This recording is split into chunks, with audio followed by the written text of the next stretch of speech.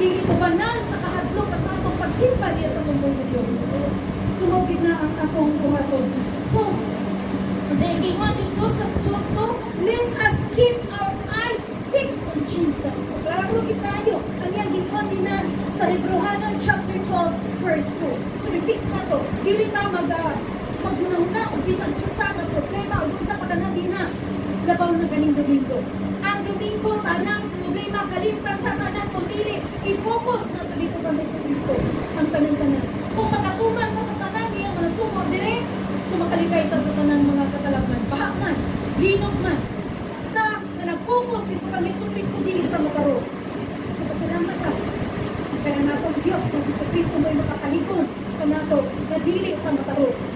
So asa na ito makita nila na malikod kita, na dili ta makaro. Dito sa Hebrehanan chapter 12 verse 28. Kita na panibasa Hebrehanan chapter 12 verse 28. So sa hindi mo diya sa 28. Hebrehanan chapter 12 verse 28. Usa magpasalamaton kita tungod sa atong pagpakadawat ug gingharian nga dili matarong ug tungod ni ana ihalad ka ngadto sa Dios ang nakabuot nga pagsimba nga inubanan sa pagkahod ug pagkahadlok. Amen. Atong pagsimba umanan sa pagtahod ug pagkahadlok.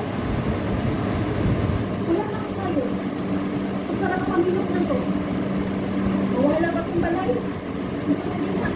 Bulino pa na. Minsan na bahag na din na. Gusto ka focus. I-fix na to ato.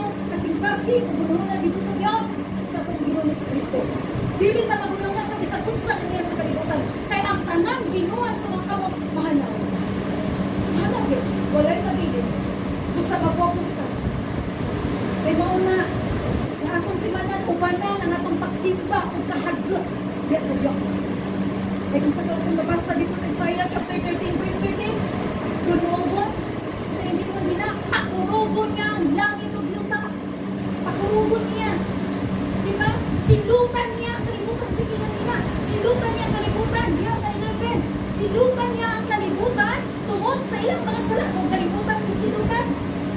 Tungod sa ilang mga sala, tungod sa atong mga sala, silutan. So maunang pakurugon niya ang langit o luta. O dito na sa Hebrehanan chapter 12, verse 25 to 27, dili pa makaigas sa tanan o isugot niya sa pagdulog. Makaigas. So muna ang atong nabasa. So magligon kita.